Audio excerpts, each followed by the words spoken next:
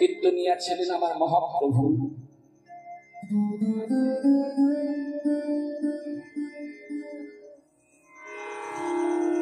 মহাপ্রভু কীর্তন আনন্দে মেতে আছেন শ্রীবাস ঠাকুরের ঘরে। এত কীর্তনে আনন্দ হচ্ছে, এত কীর্তনে প্রেম হচ্ছে, হরিনাম সংকীর্তনে মহাপ্রভু মেতে আছে। হঠাৎ প্রতি পাবনে সুরধ্বনি গঙ্গা দেবী মহাপ্রভুর চরণে গিয়ে আছাড় খেয়ে পড়লেন।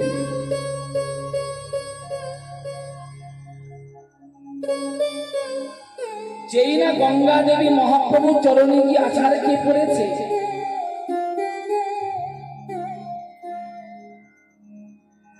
মহাপ্রভু বললেন, গঙ্গা দেবী তুমি আমার চরণে কেন এলে?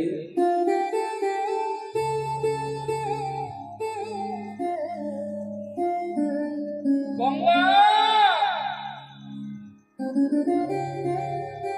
তুমি আমার চরণে কেন এসেছো গঙ্গা? প্রভু, বিশ্ব জগৎটাকে শুধু খুঁজেছি, আমার আপন জনাকি। কথাগুলো ভালো করে শুনবেন। মহাপ্রভু বলেছিলেন, গঙ্গা দেবী কেন তুমি তোমার আপন জনাকে কি এখনো পাওনি?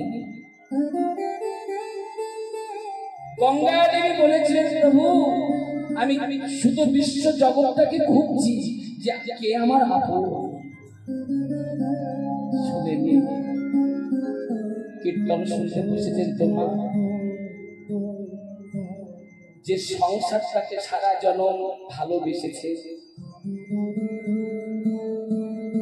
স্বামী বলুন, ছেলে বলুন, মেয়ে বলুন, ভাই বলুন, বন্ধু বলুন, জগতে কেউ আপন নয়। হয়তো আমি কথাটা বলছি, জানি না আপনারা কতটুকু নিতে পারছেন। সংসারের ভালোবাসা কতদিন জানেন? অতি সত্য কথা বলছি। সংসারের ভালোবাসা কতদিন?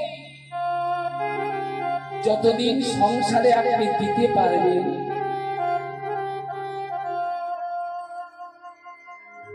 ততদিন সংসার থেকে ভালোবাসা পাবেন।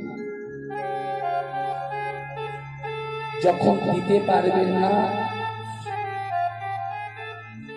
তখন যে কিছু পাবে না তা বলবো না। যখন তুমি সংসারে দিতে পেরেছিলে, যতটুকু পেয়েছিলে, দিতে যখন পারবে না, অনেক বেশি পাবে, ভরি ভরি পাবে, ঝুড়ি ঝুড়ি পাবে। কি পাবে জানো?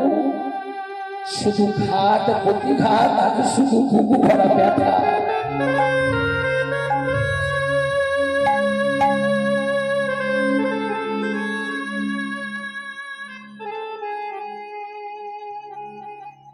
যখন তুমি দিতে পারবে না, শুধু ঘাত প্রতিঘাত পাবে।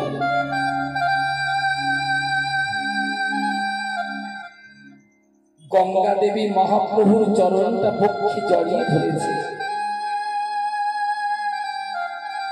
প্রভু,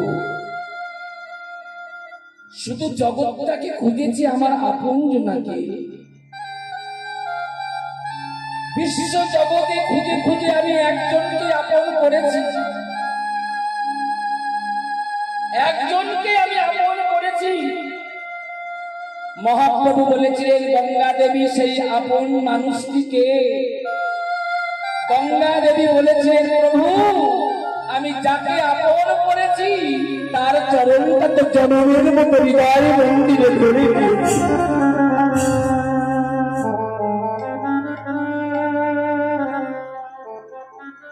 তুমি আমাকে কেন আপন করলে গঙ্গা? প্রভু, তোমায় কেন আপন করেছি জানো?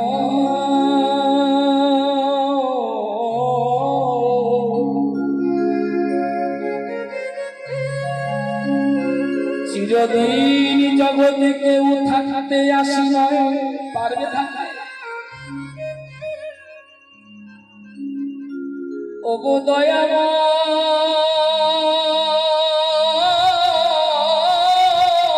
গৌর হরি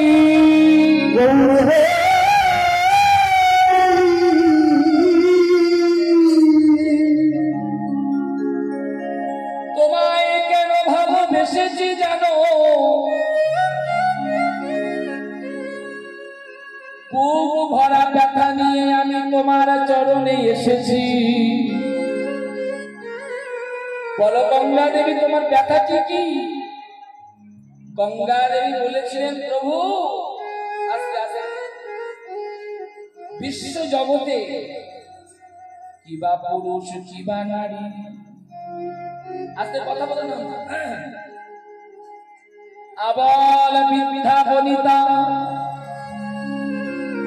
সবাই আমার গঙ্গায় স্নান করিতে যায় না? গঙ্গায় স্নান করিবার পূর্বে মানে আগে আমারই দিয়ে আমাকে প্রণাম করে, প্রণাম করে আমাকে মা বলে ডাকে। তারা যখন আমাকে মা বলে ডাকে আমি তাদের সন্তান হয়ে যাই, তাই না? তারা তো আমার সন্তান, আমি তো মা।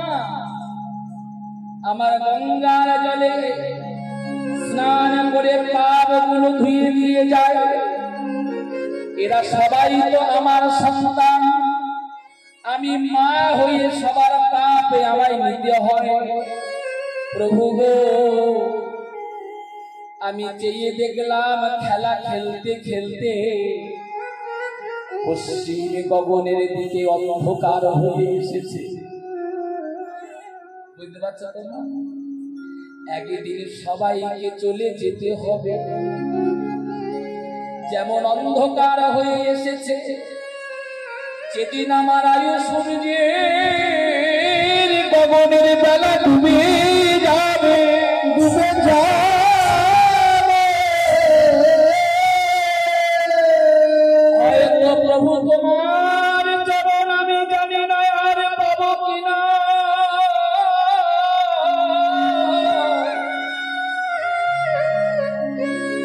ওগো দয়াময় গৌর হরি,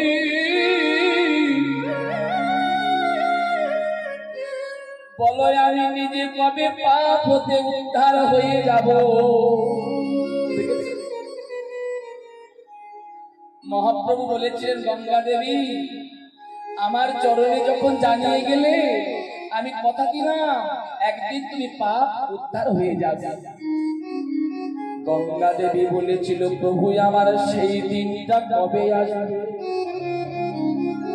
মহাপ্রভু বলেছিলেন গঙ্গা দেবী তুমি জানতে পারবে। গঙ্গা বলল আমি কেমন করে জানবো? মহাপ্রভু বলেছিলেন গঙ্গা দেবী যেদিন তোমারই তীরে ভক্তগণ সঙ্গে নিয়ে খোল করতাল নিয়ে যেদিন আমি উচ্চৈ স্বরে হরিনাম কীর্তন গাইব,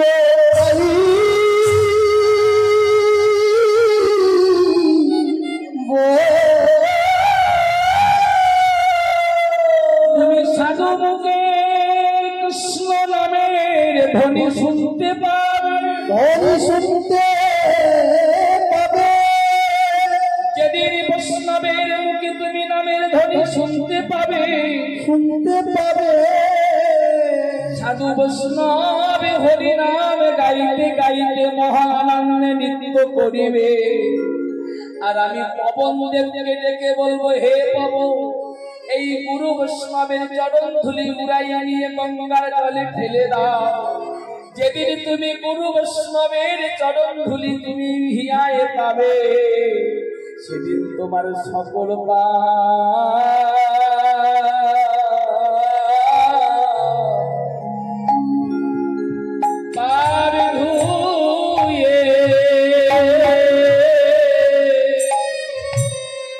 ধুয়ে যাবে।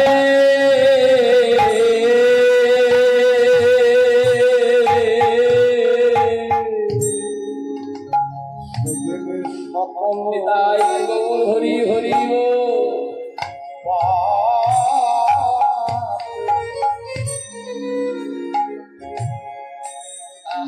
ধুয়ে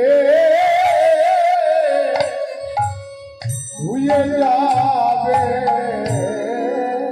সেদিন তোমার সকল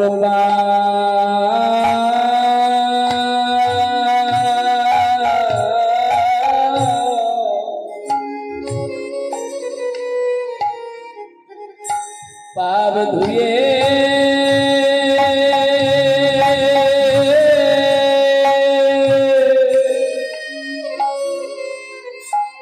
ধুয়ে যাবে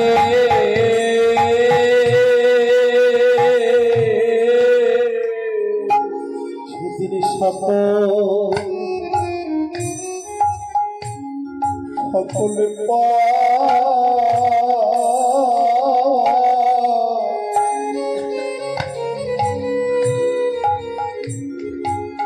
সকলে পাবে ধুয়ে ধুয়ে যাবে পুষ্পব চরণ ধুলি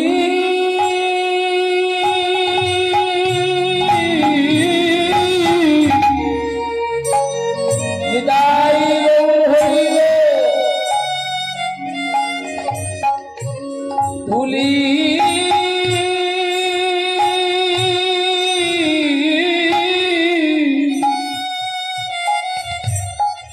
যেদিন তুমি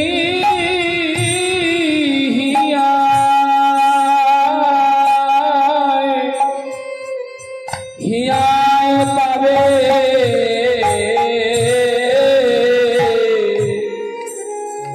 তোমার সকল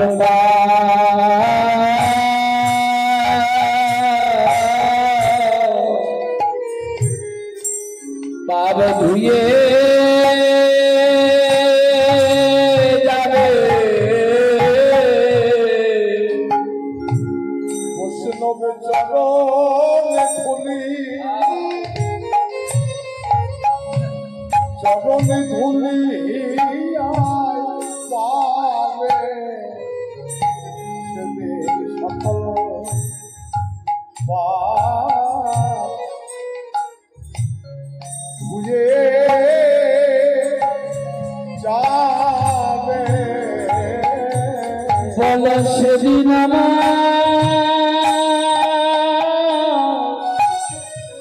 কবে হবে বলো সেদিন আমার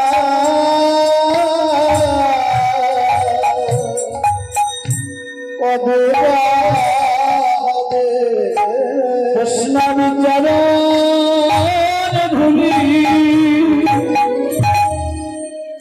আমি ধুয়ে পাব সেদিন আমার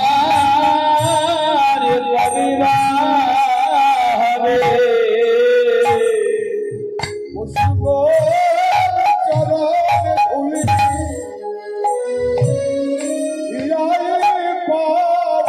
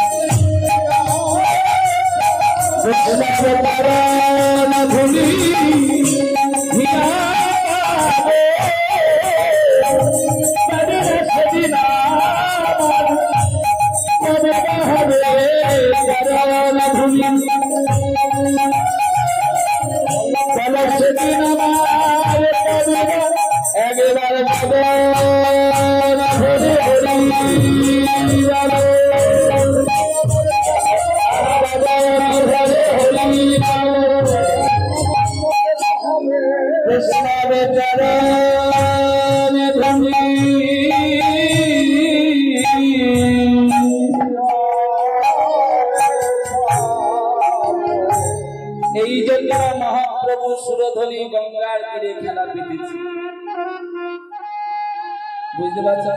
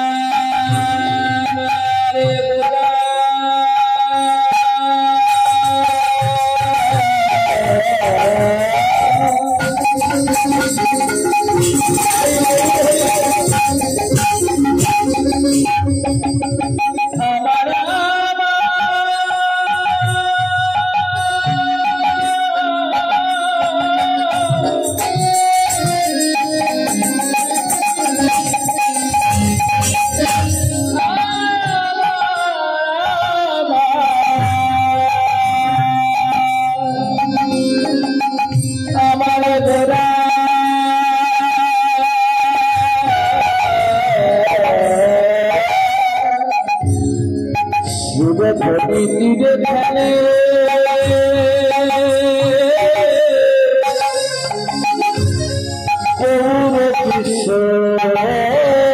আমার গৌরবী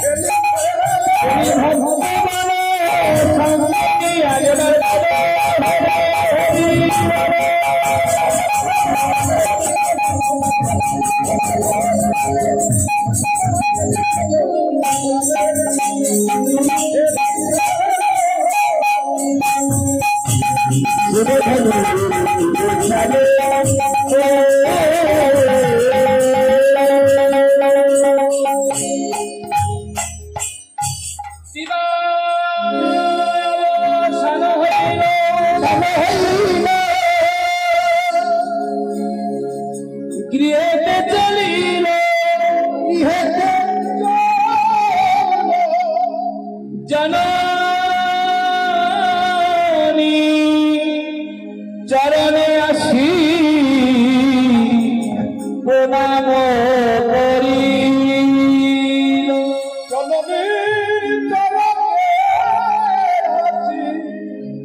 প্রণব করিল সারাদিন পরে ধুলা কাদা মেখে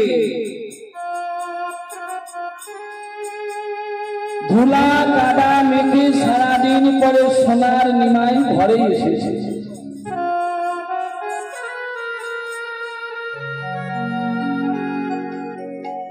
ঘরে আসবার মাত্র সোনার নিমাই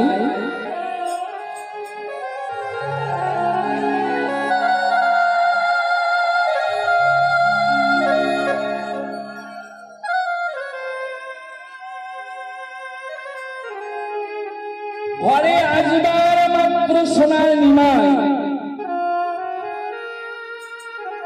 ভাগ্যবতী সতী মায়ের শ্রীচরণে প্রণাম করেছে।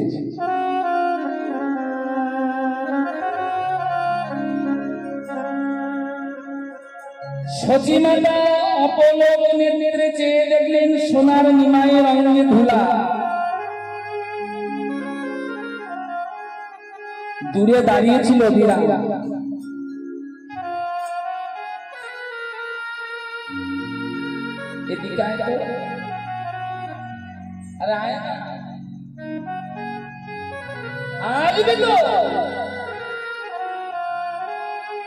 ধীরে ধীরে অবিরাম মায়ের কাছে এসেছে। সতী মাতা অবিরামকে বলছে, বাবা অবিরাম, আমার সোনার নিমাইয়ের অঙ্গে ধুলা এমন করে কে দিয়েছিল বাবা?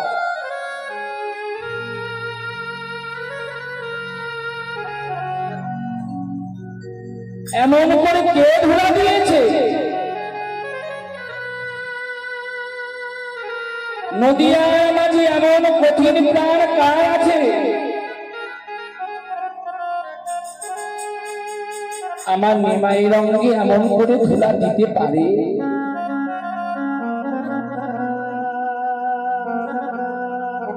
অবিরামে করজোড়ে বলছে, মা, তোমার সোনার নিমাইয়ের